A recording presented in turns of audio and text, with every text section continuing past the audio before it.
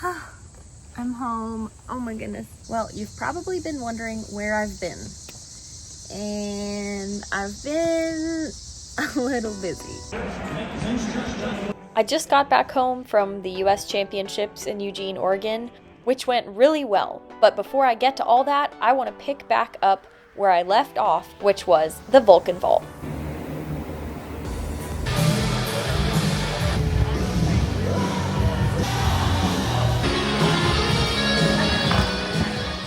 Okay, so for a little bit of context, I moved back in January to Louisville, Kentucky, and I just started working with Coach Brooke Raznick at the U of L.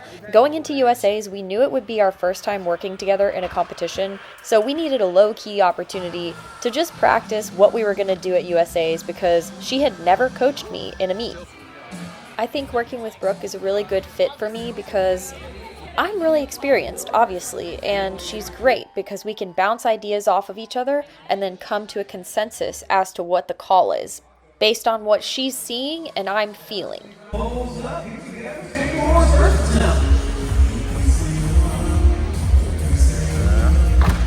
There you go.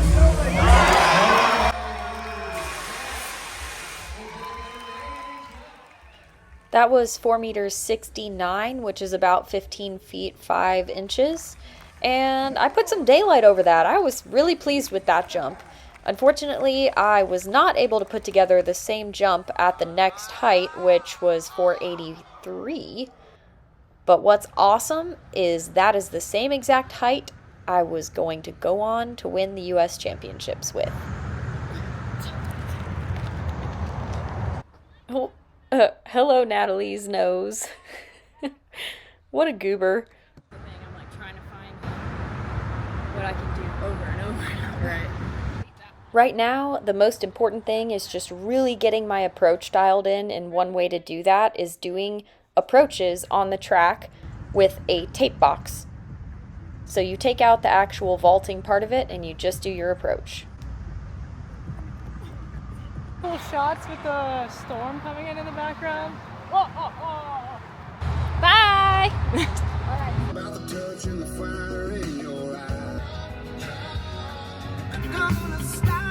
I was in a great mood because I had been listening to my favorite music on the way to the track.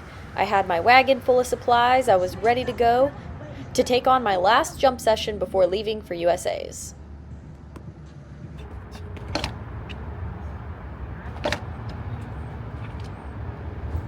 Couple good jumps and mentally I'm there.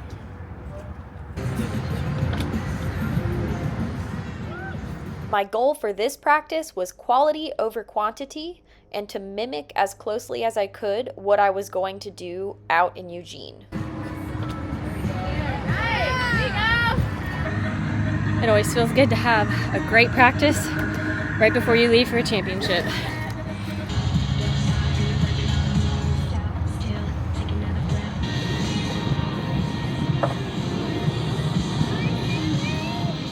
I really couldn't have asked for a better practice going into USA's, and I knew I was ready. There goes Natalie with our wall of poles. You're getting your sled work in today. Okay. Stay this way. Being a pole vaulter will make you tough because just dealing with our equipment is a lot to handle. Okay. And now, time for a piece of my rigged up redneck heaven, my blow up swimming pool with the pool pump that I rigged up on it. And I rigged up this shade today because it gets really warm throughout the day. So this is all very temporary, but you know what? It actually feels really good. Life ain't too bad. I'm a simple girl. I don't need fancy, I just need functional. My poles are packed up, ready to rock and roll. I've broken down my inflatable swimming pool. Going to pick up my poles that didn't make it last night. And my suitcase that did not make it in last night. Fun times. There's really no feeling like getting to your destination and the poles making it, even if it takes an extra day. That's why we go out nice and early, so there's time for pole delays. Here we are at our beautiful Airbnb. Man, isn't Oregon just gorgeous? Look at this. Coolest Airbnb ever. Thank you, Allison and family, for being such wonderful hosts, and we always enjoy the emus. We actually stayed here last year for the Olympic trials, and we decided to come back because it's really a special spot.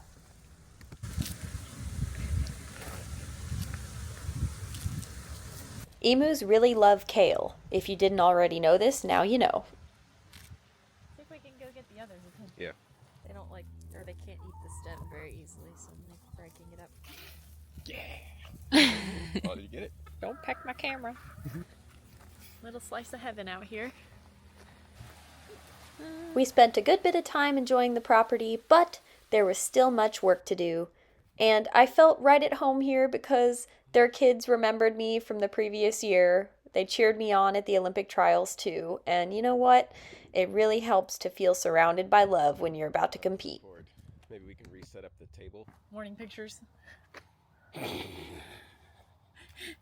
From the dog sitter. It appears the dogs are doing just fine. Cap. I'm really particular about my tape job, so I always do a fresh one before championships.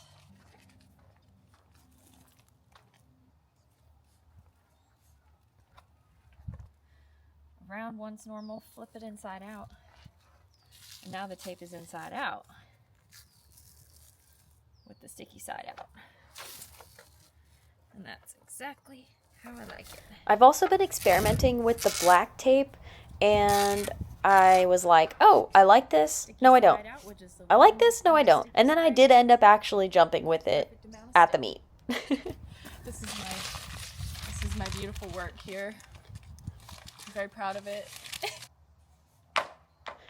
Well, at this point, the hard work has been done, so all I had left to do was get a shakeout in, get some treatment, eat some good food, and get my hair done. And the inspiration for my hairstyle came from Lagatha, the shield maiden warrior from Vikings. I'm binging it currently on Netflix. It's so good. And I don't mean to sound a little cheesy, but I just really like this quote. I'm a warrior not because I always win, but because I will always fight. And that is really the spirit I'm trying to embody when I'm on the runway. Effort does not guarantee a win, but if you fight as hard as you can and you execute to the best of your ability, your chances of winning are a lot higher.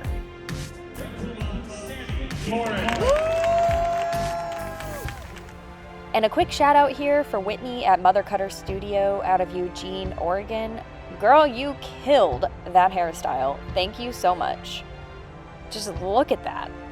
Epic! Okay, let's get to the action. This was actually my second attempt at my opening height. There you go. I had my family nervous because I had a first attempt miss, but that's okay. I made an adjustment and got over on my second attempt. The bar went to 463, things were heating up, and I knew I needed to execute on a first attempt. There you go. Take it up. There. The first goal of the day was to secure my spot on the World Championships team. A top 3 finish is what would do that, and once that was done, then I could be more risky and go for the win. And I was really grateful to have Brooke there with me because she helped so much with the passing decisions, the small adjustments that helped secure that spot and get me in a position to then go for it. And I want to take this opportunity to talk about my teammates Gabby Leone and Natalie Lark. All 3 of us were competing in the field, and Brooke did a really great job of working with all of us amongst the chaos. Oh, and did I mention that Brooke is 7 months pregnant?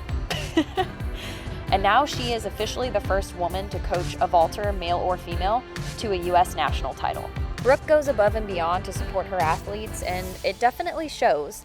And I was also happy to help with a U of L pole vault camp this past summer, so keep an eye on her social media accounts because I know we'll be having more camps next summer. The bar went to 473. Turns out this would be the height that would secure my spot on the team. Good jump, good jump, good jump. Yeah! I almost jumped out of the frame there. Tyrone was just a little bit excited. The bar was now at 483, and I was in it to win it at this point. I had a first attempt miss, but I knew what adjustment I needed to make, and... The step. There it is. Pop quiz time! This was my first attempt miss. Tell me in the comments, what change do you think I made that got me over this height on the second attempt? Good step. Here's that second attempt make for you to see again. There it is. Honestly, this win meant so much to me because the last 2 seasons before this one were really rough, and it's been a battle. We are heading to team processing. Got the job done. More than done. I'm so excited. I'm so relieved. And now we're gonna go process and have a cheat night and eat a bunch of pizza. Proud of you. I love you too. Here are just a few of the folks who are behind me on this amazing journey, on this incredible endeavor to be the greatest in the world at something, which is really hard to do. I got today's job done, but the big job is not done yet. We have the World Championships coming up September 15th and 17th in Tokyo. I'm so happy. I had a great day. Also, look at this. I want a pole vault right there. Like, why don't we just hold the beat down here? Can we please? Like, this is epic. You might remember Christy from my Rome Diamond League video. She's one of our physios and she helps us from staying injured all year. I'm filming. And also, I'm so sorry, Chris. Oh my gosh. I did not mean to ignore you. After the celebrations were over, it was time to go home. I got back at probably 1 o'clock in the morning. Here I am loading my poles in the team van. 12:45 a.m. Just made it back with the poles loaded up. Time to go home and go to bed.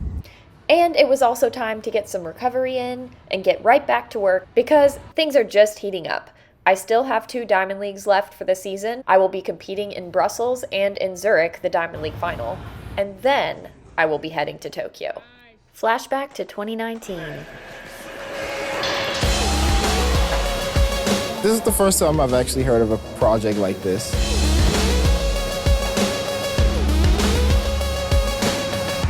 I'm very excited because I've never had an opportunity like this, so. Präsent ist, aber wo wir auf dem Musiker machen können, du bist eigentlich mega lang vorbereitet, musst dann sozusagen an deine Fähigkeiten glauben. Those times when you were like, this is what I live for, this is why I'm doing it. Hi, how are you? Yeah, it's just really cool to be part of this project. This was a once-in-a-lifetime opportunity that came about. Weltklasse Zurich wanted me to sing a song with a Swiss band, Baba Shrimps, and with Noah Lyles. Heck yeah, I'm in.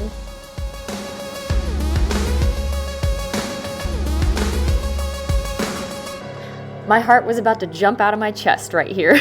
Guten Abend, Zürich! I'm just a small girl from a small town. Wish you made I had wings. Click the pop-up links above to watch the studio version of this song and the rest of this video, the live version.